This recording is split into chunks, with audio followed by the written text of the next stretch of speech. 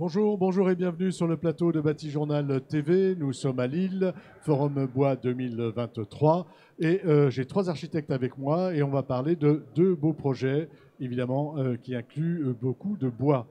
Avec moi pour en parler, Catherine Dormois, donc vous êtes architecte et c'est Catherine Dormois, architecte. C'est Catherine Dormois, architecte. Bonjour. Absolument, Vous bonjour. pouvez nous présenter votre agence ? Alors, nous sommes une agence d'architecture basée à Paris et en Franche-Comté.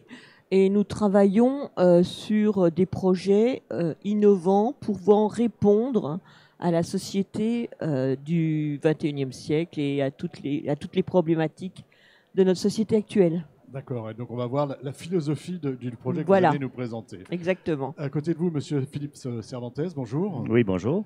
Philippe, vous êtes aussi architecte et votre agence, c'est A+ Architecture. Tout à fait, A+ Architecture qui est basée historiquement à Montpellier, puis Toulouse, puis Paris. Et c'est une agence plutôt pluridisciplinaire. J'ai aussi une double formation d'ingénieur, donc voilà, on a intégré aussi des bureaux d'études. Et à côté de vous, Vincent Parera, bonjour. Bonjour. Vincent, votre agence s'appelle AAVB Architecture. C'est bien ça. Elle s'appelle AAVP Architecture et nous sommes une agence basée à Paris. Et nous faisons de l'architecture sur des projets divers et variés, du logement à l'équipement, au tertiaire. Et j'ai le souvenir d'une belle école à Montévrain. Exactement. On va commencer par vous deux. Donc, vous avez travaillé ensemble à un projet qui s'appelle Nudge.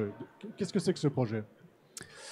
Alors c'est un projet issu d'un concours lancé par la CEMAPA, qui est une SEM dans le 13e arrondissement, pour du logement, avec deux singularités. La première, c'est de construire sur les voies ferrées en activité, donc sur un dispositif de poutraison existante.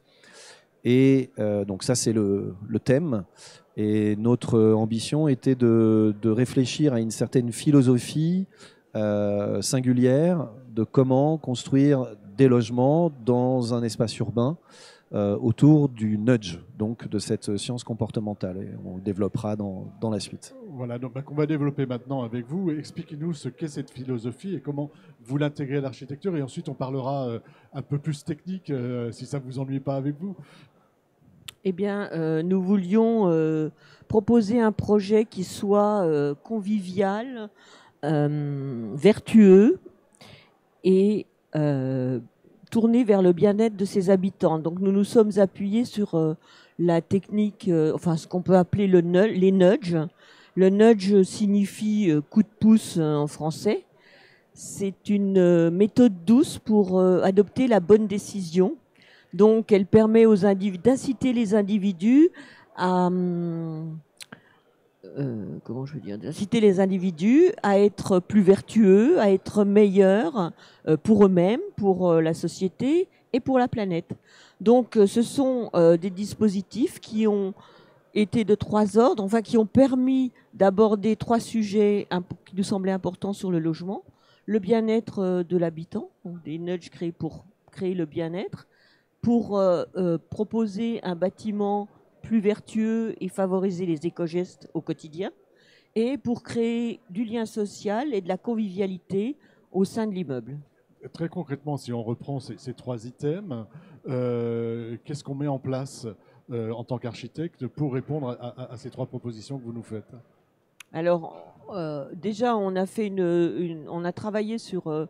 alors, peut-être que Vincent pourrait développer la structure et je pourrais ensuite parler des logements qui ont été travaillés sur ces trois thèmes et la structure du bâtiment qui a permis d'insuffler ces nudges dans le bâtiment pour les résultats que nous avons proposés auparavant. Alors, on va voir la structure. Oui, je lui laisse la parole parce que c'est important de commencer par le début, alors. Oui. Par la structure. Allons-y. Alors, comme je ne suis pas ingénieur, je vais le faire à notre sauce. Donc, comme je le précisais en amont, le projet nous a interrogé d'une part dans sa situation. Donc, on est venu s'installer, enfin, l'immeuble, le futur immeuble, devait s'installer sur les anciennes voies ferrées qui sont aujourd'hui, pour la plupart des espaces des voies ferrées du 13e arrondissement, chapeautés par des méga structures de poutres en béton, d'où viendrait supporter l'ensemble de l'immeuble. Pour ce faire et pour atteindre une certaine hauteur, on est au-dessus de 28 mètres, on est sur quasiment 11 niveaux pour ce bâtiment. Le programme étant du logement, avec en son socle du commerce. On a mis en place un dispositif structurel assez simple, hein, donc un socle en béton qui vient unifier l'ensemble des poutres existantes qui nous étaient cédées par la SNCF. Et ensuite, on est venu monter une sorte d'exosquelette assez conséquent, mix entre bois et acier, pour pouvoir libérer le maximum de modulation et de modularité à l'intérieur même des logements, presque un peu comme une réflexion de bureau. Et pour ce faire, on a déporté des structures intérieures et extérieures. C'est pour ça que vous avez un énorme exosquelette en façade qui fait tout le tour, hein, qui fait quasiment les 4 façades. Et avec un autre dispositif qui nous semblait important, volontairement important, qui était de pouvoir traverser le cœur d'îlot pour l'ensemble des habitants, mais également les habitants du quartier. Donc c'est un cœur d'îlot qui se traverse, et d'avoir une distribution pour 100% des logements parcoursive. Donc d'avoir un parcours qui évidemment s'entremêle à cette philosophie du nudge, c'est-à-dire marcher plus que de prendre des accessoires mécaniques pour nous porter quelque part. Donc ça, c'est un des items, mais le principe, il est là. Donc des grandes surfaces, des poteaux mis en extérieur, que ce soit l'exosquelette de façade ou la structure même du bâtiment, des planchers qui viennent porter au maximum sur des grandes pannes, des HEA en fait métalliques, un remplissage de solivage, et on vient barder tout l'ensemble évidemment en mur ossature bois, avec des teintes variées, mais ça on pourra en reparler, et ce jeu de jardin vertical qui vient distribuer l'ensemble des logements avec des espaces intermédiaires, donc des petits espaces, des aménités pour l'ensemble des habitants. Il y a 5 dispositifs différents, de la salle de sport à la bibliothèque, de la laverie à l'atelier de réparation, qui permettent également d'insuffler une méthode de partage et de rencontre au sein d'un seul immeuble. Au sein de l'immeuble. Donc ça fait partie de la philosophie dont on a parlé. Donc c'est cette structure qui vous permet de mettre en place, on va dire, la philosophie nudge dont on parlait. C'est-à-dire que ça vous laisse des espaces, si j'ai bien compris, c'est très modulaire, enfin très modulable. Voilà, en fait, il y a une grande largesse de possibilités lors de l'établissement des plans pour les futurs acquéreurs, de pouvoir permettre de disposer des cloisonnements, que ce soit des cloisonnements secondaires, alors ce qui est souvent un peu moins compliqué, mais toutefois ça la reste quand on construit en bois, c'est-à-dire qu'il y a des réseaux qui passent à l'intérieur, et donc on essaye de minimiser ou de positionner les réseaux au bon endroit pour que le déplacement de cloison puisse tout à fait se faire de manière assez malléable et possible. Et ça, c'est un petit exercice assez complexe qu'on a pu mener et qu'on essaye de mener jusqu'au bout, pour que l'opération puisse être vertueuse dans toutes ses lignes. Alors, allons-y maintenant sur le nudge. En fait, le nudge, le bâtiment est totalement, tout est lié, quoi. Il n'y a pas des nudges qui se promènent. En fait, c'est toute la philosophie, comme disait Vincent. Effectivement, on a créé une structure de poteaux-poutres, une bande servante qui permet d'installer les fluides où on veut au centre du bâtiment. On a fait une façade répétitive, un accès parcoursif, ce qui donne une multiplicité de possibilités. C'est-à-dire qu'on a aussi travaillé des trames qui sont des multiples 30 et de 4,20, ce qui permet que quand vous avez 2 T3, ils peuvent se transformer en 3 T2 ou en T4 et un T2. Et qu'on arrive à une multiplicité de typologies quasiment à l'infini à la vente du bâtiment, puisque interchangeable. Et ensuite, dans le temps, on a des pièces qui peuvent migrer d'un appartement à un autre. Donc, offrir des logements qui sont aussi bien suivant ses besoins, suivant sa vie économique ou les aléas de la vie. On peut passer d'un T3 à un T4, T2.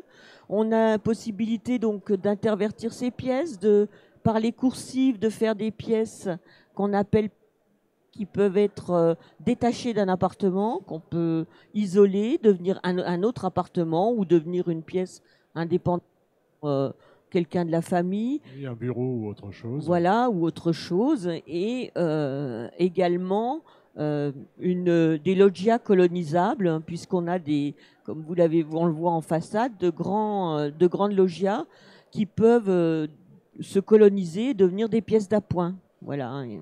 On a une succession de petites choses, d'espaces partagés, et également qui sont des prolongements du logement, qui apportent du bien-être, de la convivialité, des matières à conversation. Voilà. Il faut que les habitants plein de choses voilà, Okay.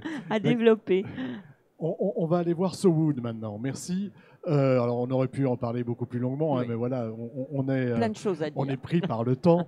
Et vous allez bientôt présenter le projet ici au Forum Bois. So Wood, qu'est-ce que c'est et c'est où? Alors, c'est amusant parce que les deux projets s'interpellent et peut-être s'opposent aussi. Je dirais presque que So Wood, c'est le projet de la normalité. C'est-à-dire qu'on est dans un projet absolument standard, avec 3 promoteurs qui nous demandent des logements absolument... Voilà. Alors évidemment, il y a un peu de greenwashing, forcément, il faut le dire. Donc, mais je dirais que So Wood, c'est la photo aujourd'hui, là où on en est, d'un projet vertueux malgré tout. On atteint un niveau de label déjà bien. Mais on est vraiment inscrit dans une ZAC traditionnelle. On va dire que c'est ce que devrait être la normalité aujourd'hui. Absolument. Alors, je suis bien d'accord avec vous, on n'y est pas encore, mais c'est ce que devrait être la normalité. Donc, c'est un projet mixte, donc, qui abrite à la fois des commerces, du bureau et du logement, qui s'inscrit dans une ZAC dessinée par Nicolas Michelin. Nous sommes à Montpellier, voilà, sur la route de la mer, en fait. Et donc, il y a un grand épanelage qui ouvre le projet au sud, en fait, avec une des spécialités, je dirais, de Nicolas Michelin, c'est-à-dire que les parkings ne sont pas enterrés, mais ils sont dans les premiers niveaux, et le jardin vient grimper, en fait, sur ces niveaux de parking. Donc, évidemment, un bilan carbone plutôt vertueux là-dessus. Et alors, on a mis du bois partout où on pouvait, c'est-à-dire systématiquement en façade à ossature bois, bien sûr. Et puis, quand on est dans les derniers niveaux, qui peuvent commencer parfois au R+2, c'est-à-dire que comme on a un épanelage très varié, on installe souvent des duplex qui, eux, sont en construction à ossature bois.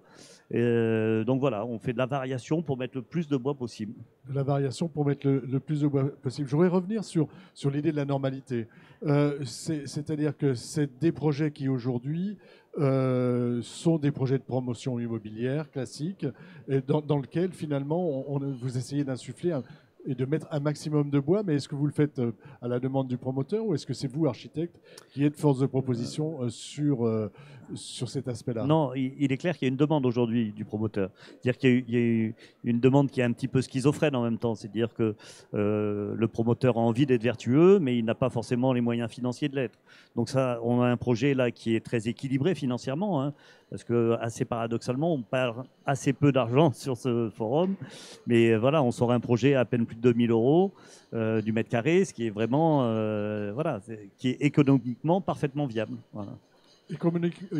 Si on parle d'économie un petit peu chez vous, comment ça se passe?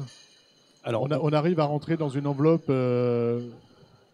Alors, pour l'économie de ce projet, on ne peut pas dire qu'on est dans une enveloppe et une épure classique.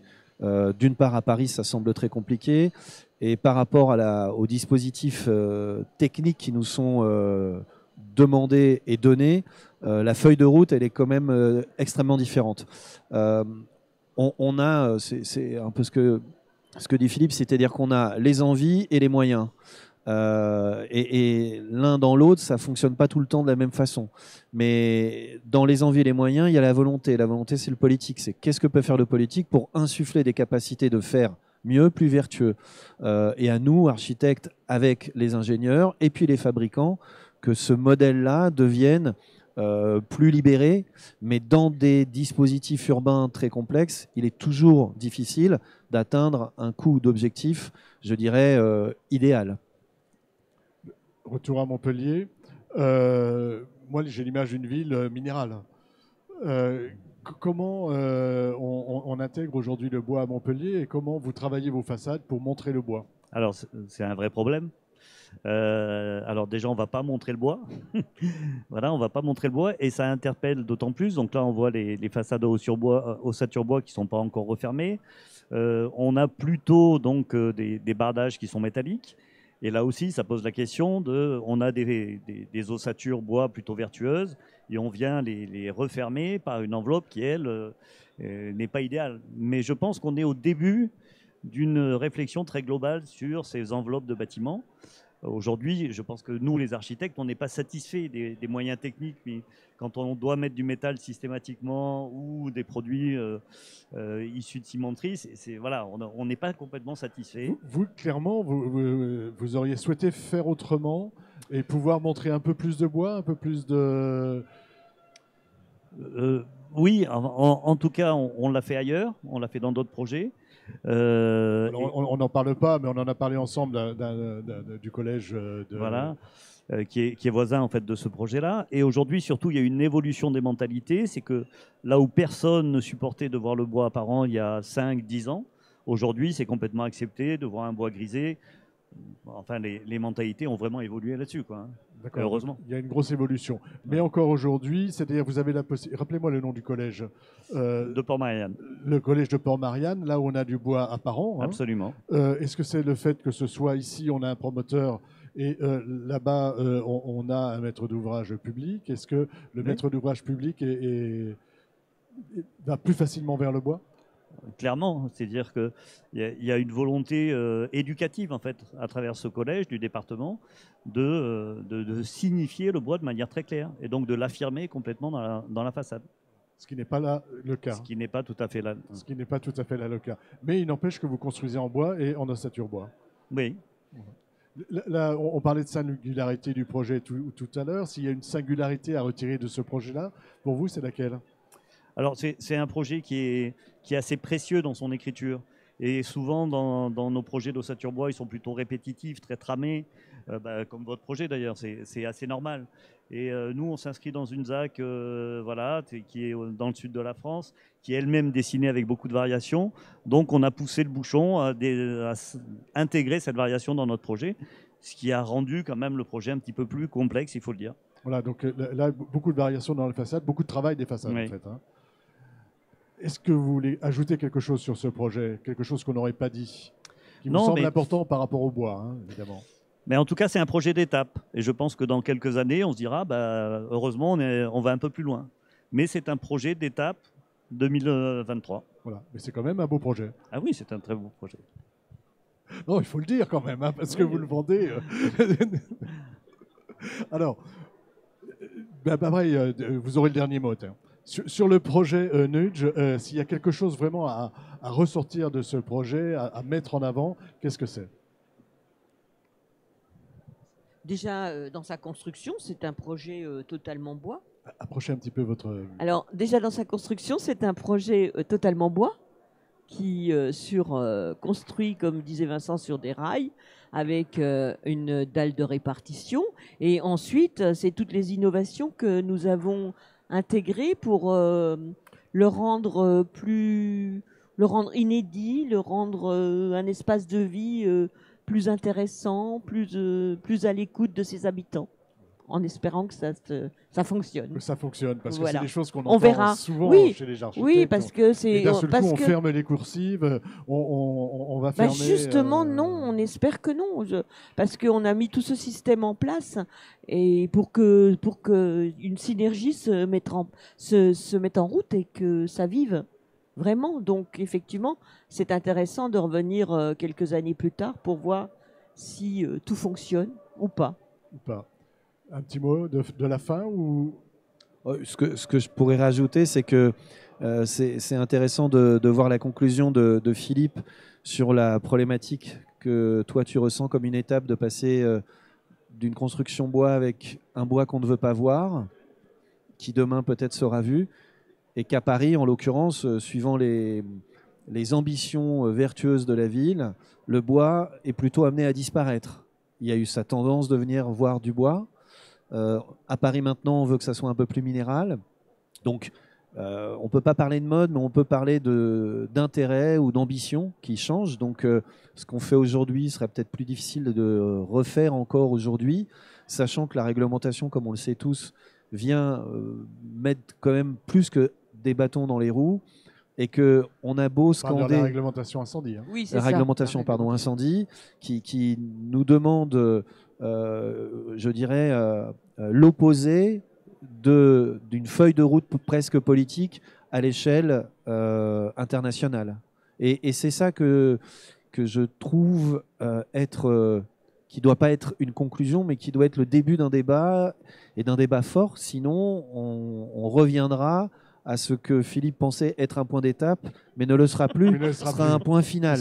Et ça c'est, je pense, à notre niveau, mais à tous les niveaux, fabricants, entreprises, médiateurs et autres, sera complètement nécessaire.